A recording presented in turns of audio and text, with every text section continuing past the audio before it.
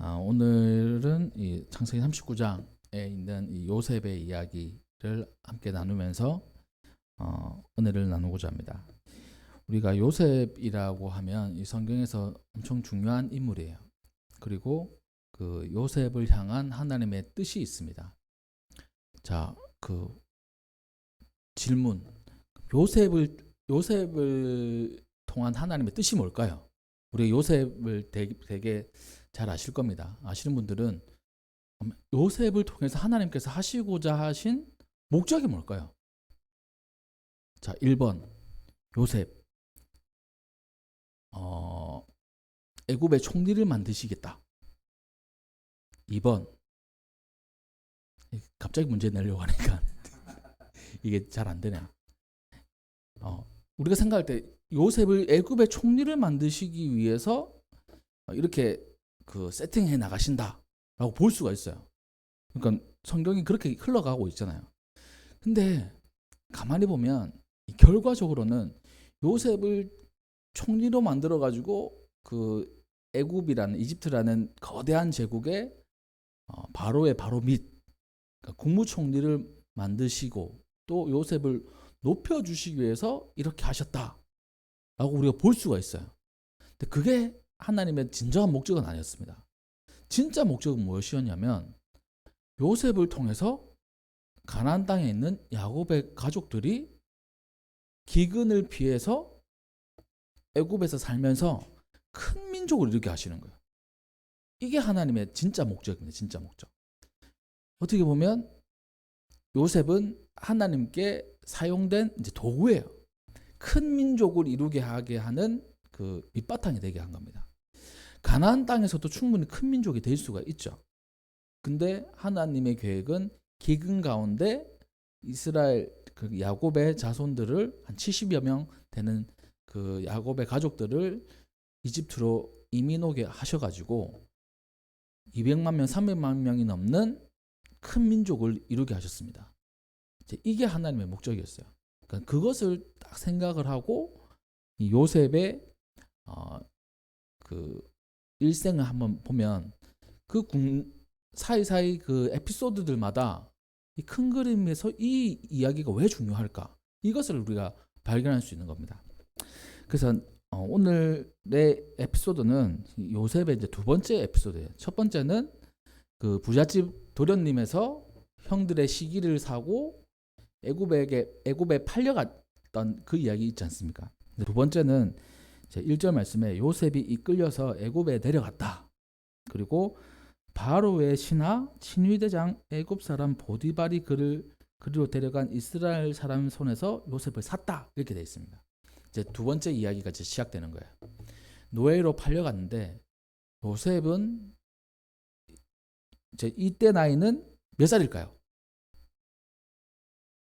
17살입니다. 17살. 17살이면 우리로 치면 이제 고등학생이죠. 고등학생 나이에 이 어떻게 보면 청소년, 이때로 치면 청년에 가깝죠. 이 17살의 이 청소년 청년이 그 전까지는 아버지의 손을 잡고 있었어요. 부잣집 도련님으로. 그래서 오냐오냐 키우고 또 하나님의 말씀을 가르쳐주고 이렇게 했지 않겠습니까? 그래서 부잣집의 도련님으로 살아갔던 이 요셉의 일생 가운데 중요한 것은 아버지의 사랑, 특별한 사랑도 참 중요하지만 그 아버지로부터 하나님에 대해서 신앙의 기초를 가졌다고 저는 이렇게 생각을 해요. 뭐 그렇게 했다라는 성경 구절은 없지만 신앙의 기초가 이 17살 때까지 이루어진 겁니다. 그래서 이후에 이 요셉의 고백들을 보면 하나님이 빠지지 않아요. 그럼 이 하나님을 도대체 어디서 배웠냐라고 했을 때 아버지로부터 배웠죠. 야곱으로부터 배운 겁니다. 그럼 야곱은 이 요셉에게 무엇을 얘기해 줬을까요? 자기가 들은 거 얘기해 줬겠죠. 자기가 뭘 들었습니까? 하나님으로부터. 두 가지입니다. 첫 번째는 가나안 땅을 떠나지 말아라. 가나안 땅을 너와 내 자손에게 주겠다. 이거는 아브라함과 이삭과 같은 메시지예요. 두 번째, 이것도 이제 조상들로부터 오는 메시지가 같습니다. 너의 자손이 많아질 것이다. 이거예요. 이 약속을 꼭 붙들어야 된다. 내가 여러 방법으로 하나님께 축복받으려고 막 애를 써봤는데 내 인생 이렇게 편하게 되지 않았어. 근데 하나님의 약속을 꽉 붙잡고 있었더니만 하나님을 진짜 체험하고 신앙을 굳게 했더니만 자 이렇게 지금 이 상태까지 된 거야. 너도 하나님의 약속을 꼭 붙잡아. 너에게 주시는 하나님의 약속을 꼭 기억해. 이런 신앙 훈련을 하지 않았나 생각이 되어집니다. 그래서 이 요셉에게는 하나님께서도 말씀해 주셨어요. 근데 특별한 방법을 말씀해 주셨습니다. 꿈이에요, 꿈. 꿈을 통해서 말씀해 주시는 거예요. 그 되게 많은 사람들이 하나님으로부터 음성을 듣습니다. 음성을 듣는데 아브라함과 이삭과 야곱은 하나님으로부터 직접적으로 이렇게 메시지를 들었어요. 근데 요셉은 특별한 방법이었습니다. 꿈이라는 방법이었어요. 꿈을 통해서 이렇게 자기에게 하나님의 메시지가 오는 거예요. 두 가지 꿈 우리가 기억하잖아요. 그 두 꿈, 이게 다른 꿈하고 다릅니다. 이게 하나님의 메시지구나. 결국에는 하나님께서 이것을 나를 통해서 이루시겠구나.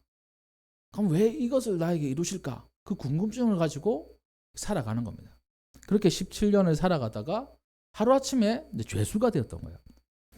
그리고 하필 이 바로의 신하 친위대장 보디발이라는 사람의 집에 가게 되었습니다. 이 친위대장이라고 하면 왕의 최측근이죠. 왕의 몸을 가장 가까이서 보호하는 사람이기 때문에 가장 신뢰하는 사람일 것입니다. 그 어떤 사람도 신뢰할 수 없어요. 친위대장은 신뢰해야 됩니다. 자기 몸을 맡겨야 되는 거기 때문에. 이 왕의 속속들이 잘 아는 거죠. 왕하고 친하고. 왕이 신뢰하지 못한 사람 친위대장으로 결코 삼을 수 없습니다. 왜냐하면 바로 목숨이 달려있기 때문에. 왕 가까이서 무기를 착용하고 있는 사람은 친위대장밖에 없지 않습니까? 그러니까 이 바로의 친위대장 보디발의 집에 간 요셉은 어떻게 보면 하나님의 인도하심이죠. 그렇게 이 친위대장 보디발의 집에 가서 이 노예 생활을 시작했습니다. 그런데 여기 보는 2절 말씀을 보니까 여호와께서 요셉과 함께 하심으로 그가 형통한 자가 되었다. 그리고 그의 주인 애굽 사람의 집에 있었는데 3절 그의 주인이 여호와께서 그와 함께 하심을 보며 또 여호와께서 그의 범사에 형통하게 하심을 보았다. 이렇게 되어 있습니다. 보디발이 노예를 한 명 사왔어요. 요셉이었습니다. 근데 뭐 노예는 자기 일이 있겠죠. 뭐 큰 일을 맡겼겠으면 뭐 청소하고 뭐 이런 뭐 잡일들을 맡겼겠죠. 근데 하루 이틀 또 몇 년의 시간이 지나면서 딱 보니까 요셉이 하는 일들이 잘 되는 거예요. 이거는 얘가 똑똑해서 잘 되는 거 아닌 것 같은데 뭔가 봤더니만 이 사람의 이 요셉이라는 사람의 신앙이 있었던 겁니다. 이 여호와 신앙, 하나님에 대한 신앙이 있었던 거예요. 그래서 하나님께서 요셉과 함께 하시고 형통하게 해주신 겁니다.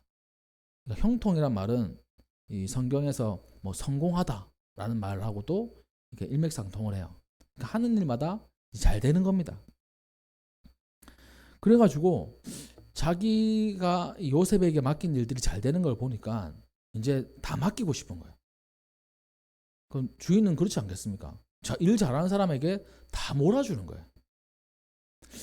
그런 경험들 우리가 사회생활 하면서도 있습니다.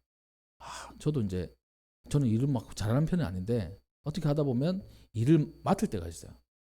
그러면 하나 맡고 두 개 맡고 세 개 맡고 어떨 때는 좀 버거울 때가 있습니다.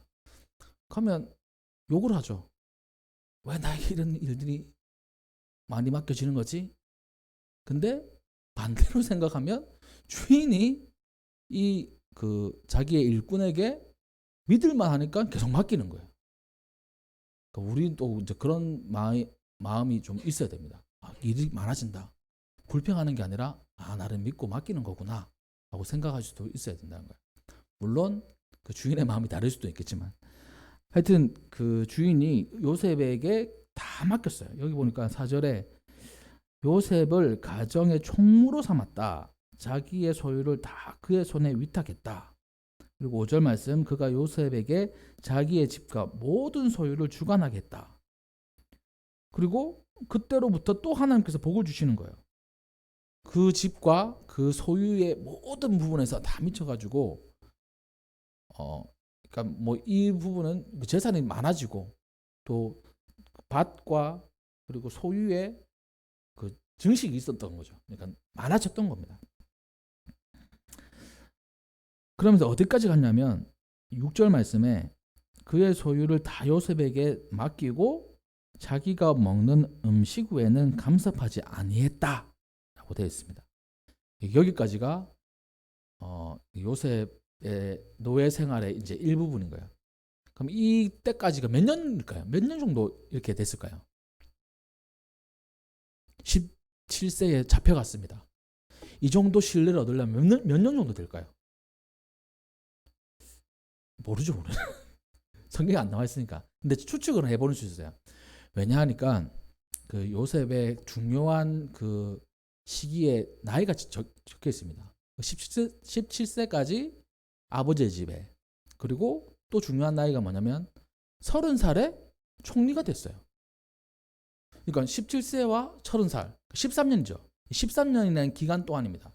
그리고 또 우리가 알지만 이 이후에 또 에피소드 세 번째는 감옥에 가는 거잖아요. 감옥에서 보면 어느 정도 있었는지 몰라요. 근데 감옥에서 어떤 그 왕의 신하의 꿈을 해석해 줍니다. 그리고 진짜 그 꿈대로 됐어요. 꿈대로 된 그 사람에게 나를 좀 기억해 주세요 했는데 그 사람이 요셉을 까먹어버렸습니다. 그리고 2년이 흘렀어요. 그러니까 그 꿈을 해석해 준 게 28살 때인 겁니다. 그러니까 그렇게 치면 17살 때부터 26, 7, 5, 6 이때까지 이 보디발의 집에 있었던 거예요. 추측을 한 겁니다. 약 10년 정도 있었던 거죠. 10년 정도. 10년 정도를 이 보디발의 집에 있으면서 어디까지 갔느냐? 가정의 총무까지 간 거예요. 노예이지만 모든 소유를 맡겼습니다. 그런데 여기 보면 음식 외에는 간섭하지 말라 했던 거예요. 그러니까 음식도 어떻게 보면 요셉이 이렇게 누구한테 맡겨가지고 차려줄 수 있는 거잖아요. 근데 왜 음식은 간섭하지 말라고 했을까요? 이게 이제 두 가지 이제 의미가 있습니다. 한 가지는 이 버디발이라는 사람의 음식에 대한 이 편식적인 그런 게 있었던 거로 볼 수도 있어요. 그러니까 먹지 말아야 되는 음식도 먹을 수도 있다는 거죠. 우리가 추측하기는 먹지 말아야 되는 음식이 뭐가 있을까요? 나쁜 거. 좀 더 나쁜 음식이라면 사탕? 뭐 이런 거 말고 진짜 나쁜 음식들 있잖아요. 그러니까 사생활은 건드지 말아라. 나머지는 다 네 알아서 하고. 이렇게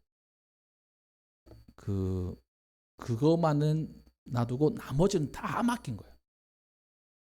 또 한 가지 더는 이 애굽 사람의 식습관 그리고 또 그 문화가 있습니다. 이 문화는 뭐냐면 애굽 사람과 다른 사람들, 그러니까 타지의 사람들은 같이 식사를 하지 않는다고 해요. 그러니까 아무리 요셉과 가까워도 요셉을 신뢰해도 타지 사람이기 때문에 음식은 같이 나눠 먹지 않는 겁니다. 음식은 네 음식 내 음식 따로 있는 거예요.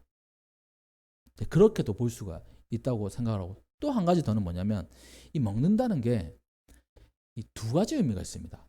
이게 좀 약간 성적인 의미도 될 수가 있어요. 왜냐면 잠언 말씀을 보니까 제가 이제 이 말씀을 보면서 왜 음식만을 건드지 말라고 했을까라고 했을 때 이 성적인 의미도 있더라고요.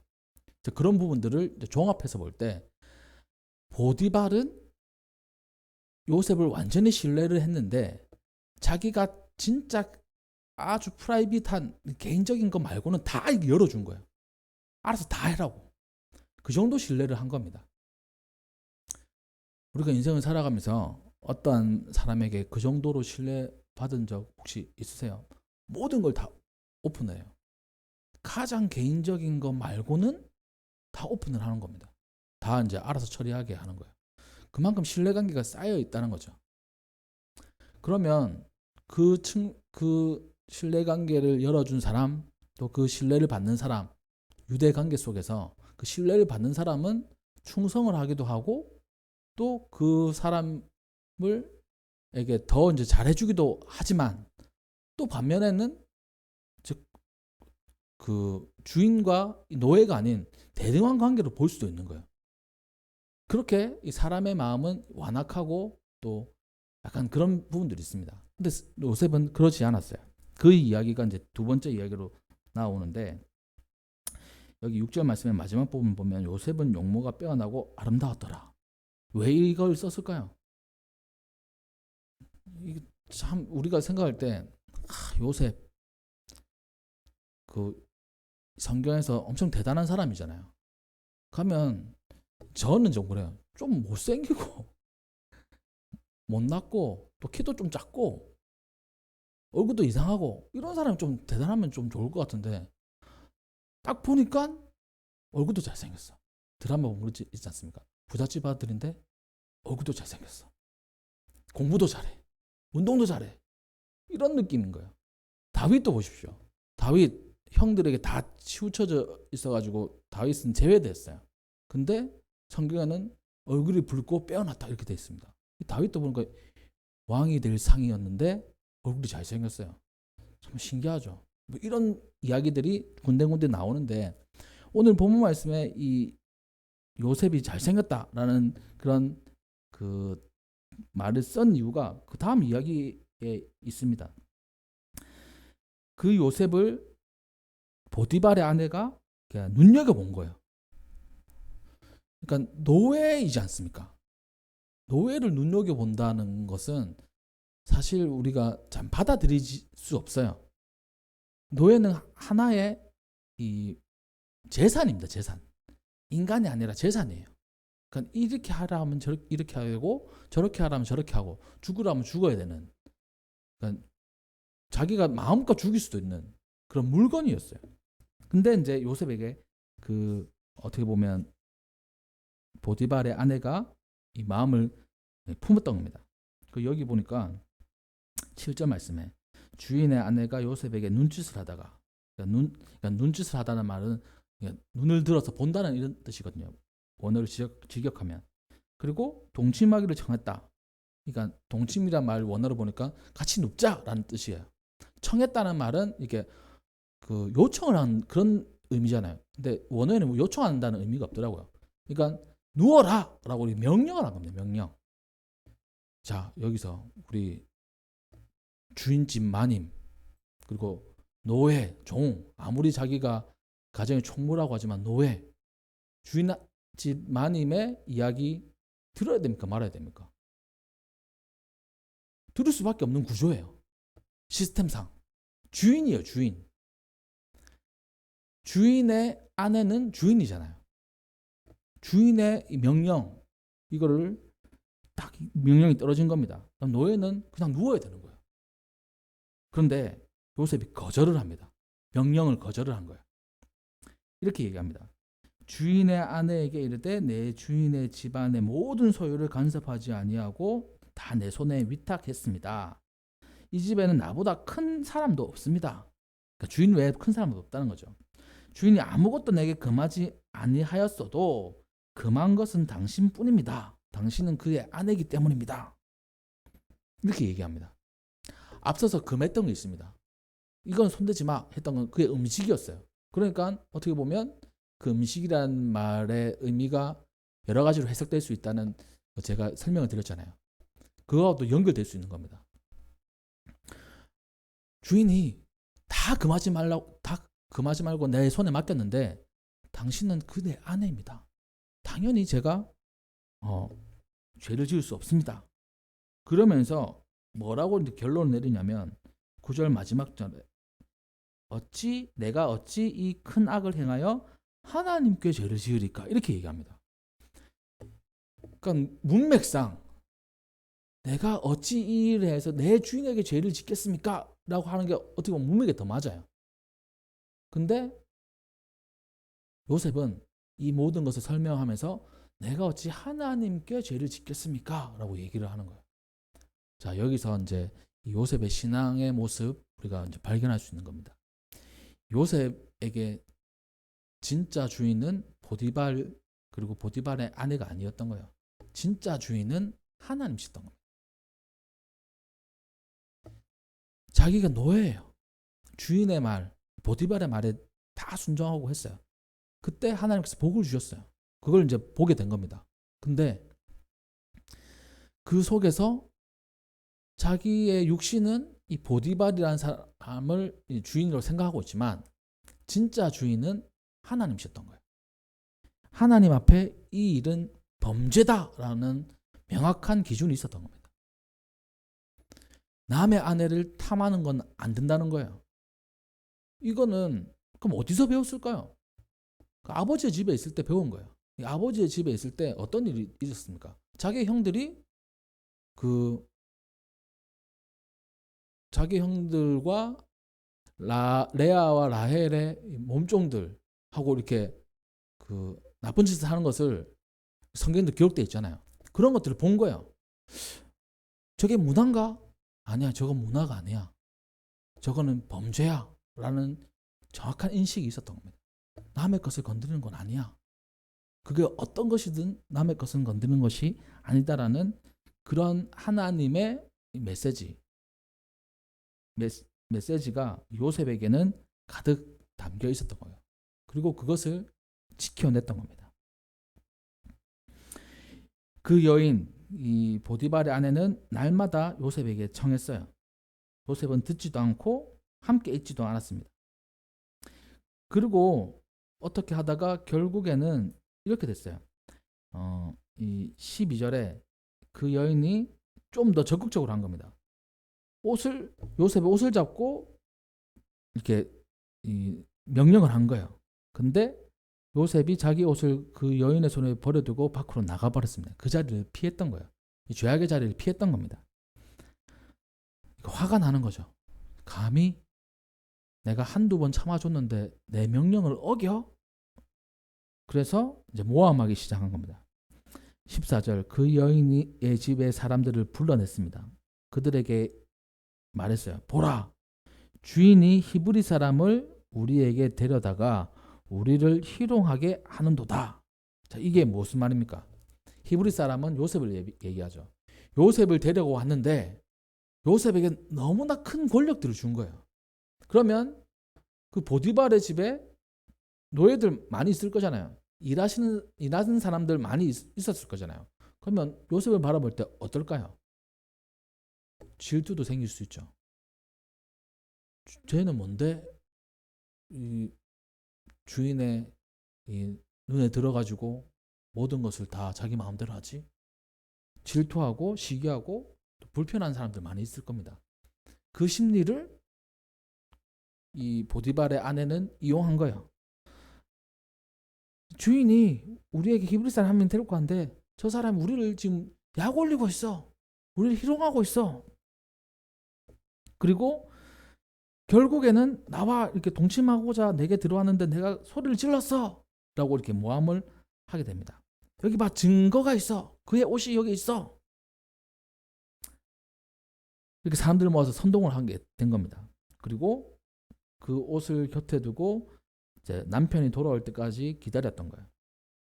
그리고 남편이 돌아와서 자초지정을 얘기합니다. 모함된 자초지정 얘기하는 거죠. 이렇게 해가지고 요셉이 나에게 이렇게 했습니다 라고 모함을 했더니만 19절 말씀에 이 말을 듣고 심히 노한지라. 보디발이 노했죠. 뭐야? 이렇게 된 겁니다. 그리고 옥에 가뒀어요. 자, 여기서 이제 의문이에요. 저 같으면 단칼에 죽여버렸을 거예요. 친위대장이잖아요. 칼을 몸에 차고 있는 사람입니다. 그리고 노예예요. 아무리 자기가 신뢰하고 했던 인물이라고 할지라도 자기가 사랑하는 아내, 사랑 안 했을 수도 있습니다. 그건 제가 잘 모르겠어요. 아내이지만, 그러니까 우리가 드라마는 많이 봐가지고 그런 거 있잖아요. 아내이지만 저는 우리 아내를 너무나 사랑하고 사랑한다는 말은 잘 안 하지만 사랑하고 또 아껴줍니다. 만약에 그런 일이 우리 아내에게 일어났다라고 하면 완전 이제 눈이 뒤집어지는 거죠. 그리고 권력이 있어요. 자기는 칼이 있어요. 그리고 한낱 노예에 불과해요. 바로 단칼에 베어버렸을 겁니다. 근데 옥에 가뒀어요. 여기서 약간의 이제 의문도 들고 추측을 할 수 있는 겁니다. 보디발이 요셉이 그랬을까? 내가 지금 당장 화를 내지만 약간 마음을 추스린 다음에 요셉이 그럴 리가 없는데? 이라는 생각을 하지 않았을까? 그래도 사람들이 보는 앞에서 자기 아내가 이렇게 얘기했는데 이걸 무시할 수도 없고 죽이자니 저 사람이 누명 쓴 게 뻔한 것 같은데 이건 제 해석입니다. 또 많은 사람들의 해석이기도 하고요. 그래서 감옥에 가둔 거예요. 또 감옥에 가뒀는데 그냥 그 노예들 감옥에 가둔 게 아니고 왕의 죄수들을 가두는 감옥에 가뒀어요. 그러니까 죄수가 갇히는 감옥도 레벨이 있는 거 아십니까? 이 미국에도 보니까 그 진짜 극악한 범죄자들이 있는 감옥이 있다고 하더라고요. 거기는 그 엄청나게 큰 죄를 저지른 사람, 마약왕, 뭐 이런 사람들. 그래서 방이 뭐 490개인가 있는데 490명이 있고 23시간 동안 독방에 있어야 되고 1시간 이제 뭐 이렇게 야외를 할 수 있는지 야외에 나갈 수 있는지 모르겠는데 하여튼 그런 23시간 동안 독방에 있어야 돼요. 그리고 혹시나 이 자살을 할까봐 깨지지 않는 다 강철로 이렇게 돼 있고 그리고 TV가 있는데 TV는 요즘 시대의 흑백 TV를 보여준대요. 그 흑백 TV인데 TV에 우리처럼 뭐 KBS, MBC, 뭐 TVN 이렇게 나오는 게 아니고 종교 방송만 나온대요. 그런 것만 있는 무기징역 감옥입니다. 그건 극악한 사람들만 보내는 거죠. 이 시대 때도 그런 감옥들이 많이 있을 텐데 죄수들이 가는 감옥, 그러니까 그 노예들이 가는 감옥, 그리고 일반 사람들이 가는 감옥, 그리고 정치범들이 가는 감옥 따로 구분돼 있었어요. 그러니까 왕의 죄수들이 가는 감옥들은 그 정치범들이 가는 감옥입니다. 그러니까 정치범이라고 하면 권력에서 밀려나가지고 이렇게 감옥 가는 사람들 있잖아요. 그런 감옥에 집어넣은 거예요. 노예가. 이 부분을 통해 가지고 아마 보디발이 요셉을 신뢰하지 않았나라는 그런 생각을 가지기도 합니다. 그렇게 이제 노예에서 죄수의 신분으로 바뀌었어요. 그게 오늘 본문 말씀의 내용입니다. 여기 보면 23절에 여호와께서 그를 범사에 형통하게 하셨다. 여기도 형통하게 하셨다 얘기돼 있어요. 죄수가 형통하게. 자, 오늘의 이야기 중에 노예가 형통하게 하셨다. 그리고 오늘 말미에 죄수가 형통하게 하셨다. 노예가 형통해봤자 얼마나 형통하겠습니까? 죄수가 형통해봤자 얼마나 형통하겠어요? 만약에 우리 성도님들에게 하나님이 두 가지를 선택하라고 한다면 그냥 복 안 받고 일반 서민으로 살고 싶으세요? 아니면 노예로 살면서 형통하고 싶으세요? 저는 그냥 일반 서민으로 살고 싶어요. 또 일반 서민이냐? 죄수이면서 형통하는 삶을 살길 원하냐? 난 그냥 일반 서민으로 살고 싶어요. 노예 그리고 죄수 형통해봤자 노예고 죄수입니다. 근데 그 속에서 하나님이 이 요셉을 훈련시키신 거예요. 그 큰 뜻을 이루기 위해서, 하나님의 최종 목적을 위해서 아버지의 집에서는 신앙의 기초를 다졌어요. 그러니까 이론을 배운 거죠. 아버지를 통해서. 그리고 하나님을 체험하게 됐어요.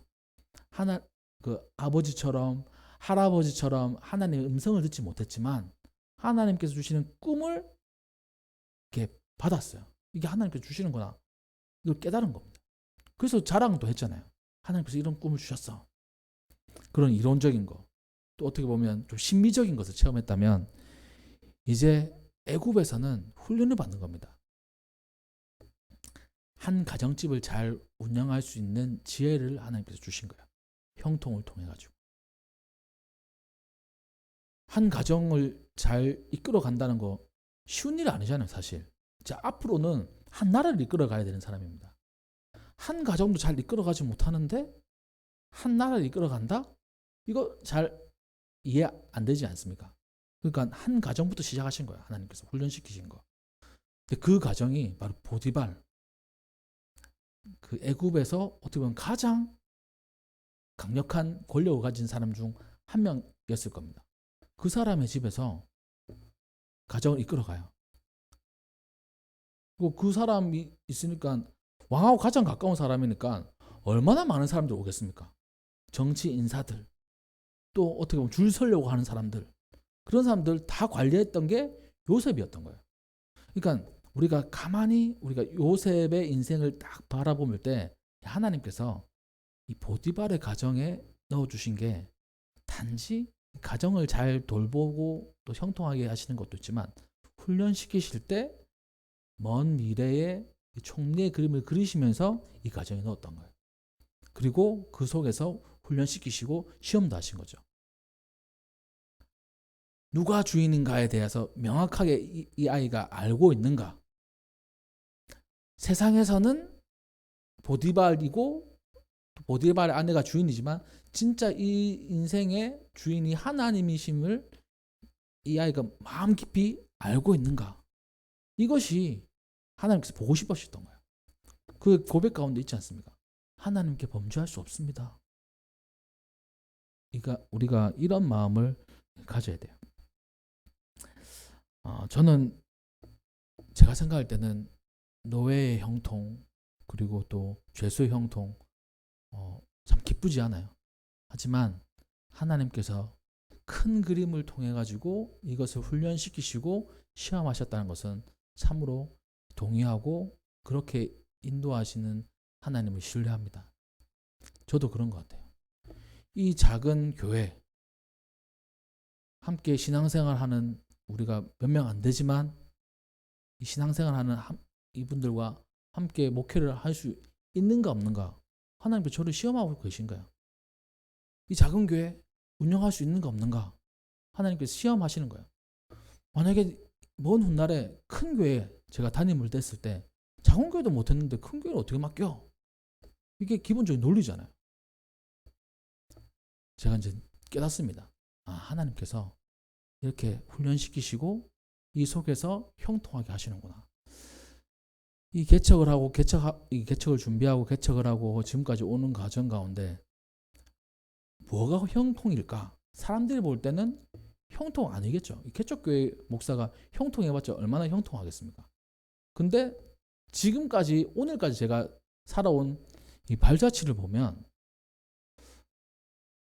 참 어려운 것 같은데 또 살아왔어요. 요소마다 필요한 부분들을 채워주시고 또 어려울 때마다 희한하게 하나님께서 채워주시고 이끌어 가시는 겁니다. 참 신기해요. 이게 제가 일일이 다 말할 수 없다는 게 이게 참 죄송하긴 하지만 여기 계신 분들도 그래요. 제가 뭐 잘나서 이렇게 계신 게 아니지 않습니까? 하나님께서 이렇게 보내주시고 하나님께서 함께 예배드리게 하시고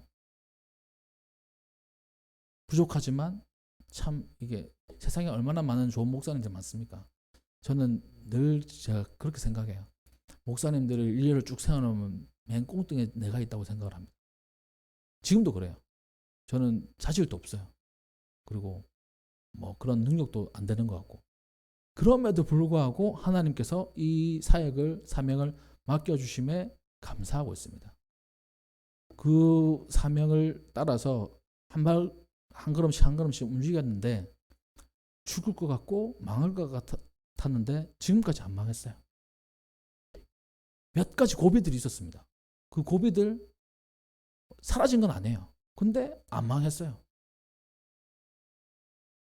이게 어떻게 보면 요셉의 형통을 묵상하면서 나에게 형통이 무엇일까라고 했을 때 이게 나의 형통이 아닐까. 망하지 않고 사람들이 볼 때 먹고 사니? 어떻게 월세라도 내니? 이렇게 얘기할 것 같은데 한 번도 밀려본 적도 없고 빚도 조금씩 갚고 있고 하여튼 하나님의 은혜입니다. 요셉은 그것을 통해서 하나님께서 함께 하신다는 것을 조금씩 깨닫고 완성되어져 갔던 거예요. 이 말씀을 통해서 우리가 무엇을 깨달을 수 있는가? 하나님께서 우리 인생 가운데도 큰 그림이 있으세요. 우리에게도 목적이 있으세요. 그 목적 이룰 때 그 단계가 있습니다.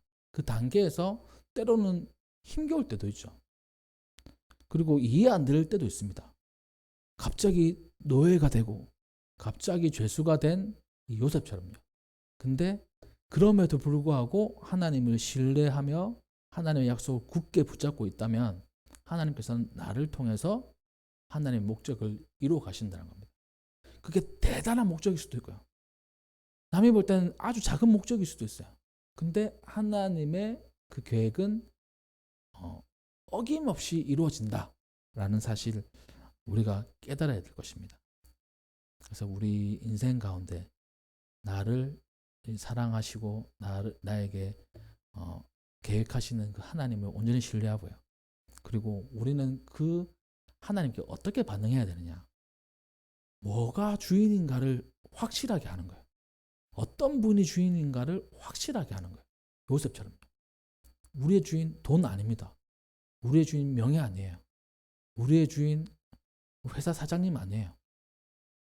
물론 그 사장님의 말씀을 따라가야 되긴 하지만 결국에 우리 인생의 주인은 하나님이시라는 요셉의 고백이 우리의 고백이 되어야 된다는 겁니다. 그 고백이 우리와 함께 하셔서 어딜 가든지 형통하게 하시고, 남이 볼 때는 형통할 것 같지 않지만 내가 느낄 때 하나님께서 나를 형통하게 하시는구나, 나를 이끌어 가시는구나, 그것을 늘 체험하시며 하나님의 그 계획에 함께 하시는 우리 성도님들 되시기를 주님의 이름으로 축복합니다. 네, 기도하겠습니다.